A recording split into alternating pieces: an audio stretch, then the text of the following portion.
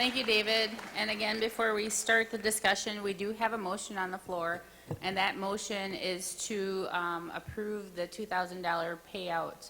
There's no caveats on that right now. It's a payout strictly of $2,000. So again, please keep that in the back of your mind that that motion is on the floor. We will keep our comments to the per capita and the motion, and I will begin with our overflow room. Nancy? Hello, Melinda.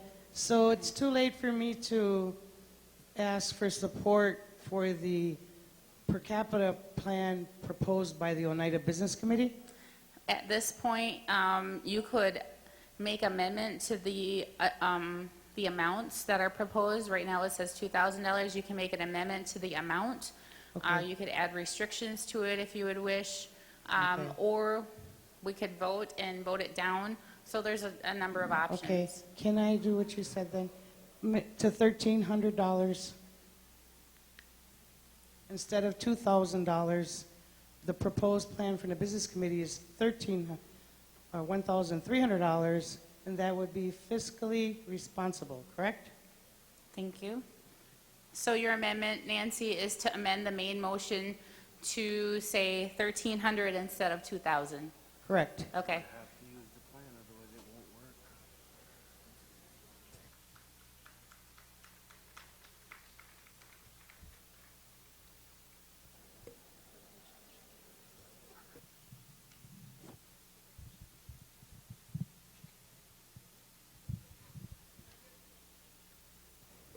Is there support? I heard somebody say second. Don Charnan? So the motion, or the amendment made by Nancy Skenador and seconded by Don Charnan is to revise the per capita amount in the main motion from 2,000 to 1,300. Okay, questions? Madam Chair, Trish?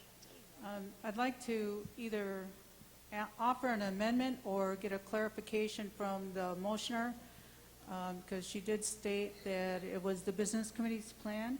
It's very important that we identify that the motion is to adopt the business committee's plan as presented in order to take care of the debt, to use the permanent contingency fund for the debt. The plan works all together. Right, but it's my understanding that the business committee could take that action, even if it's reduced. We don't need the general tribal council action to tap the government contingency because we have rules in place for us to tap the government contingency. So if we do allow for the 1,300, we should be able to take that action ourselves back at the business committee table, is what I'm understanding.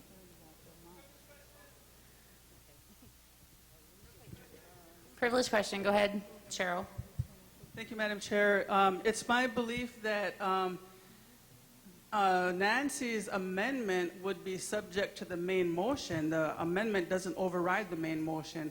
So if we want to support the BC's per capita plan, we have to vote down the main motion and then bring a new motion forward to accept the BC's per capita plan. Whatever it takes. Joanne, can you please render a decision on whether or not the $1,300 would overrule the 2,000 in the main motion?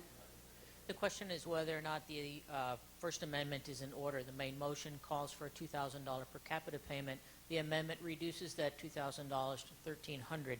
The amendment is in order and would be effective if it were adopted and the main motion were adopted. The per capita payment would be $1,300. Thank you.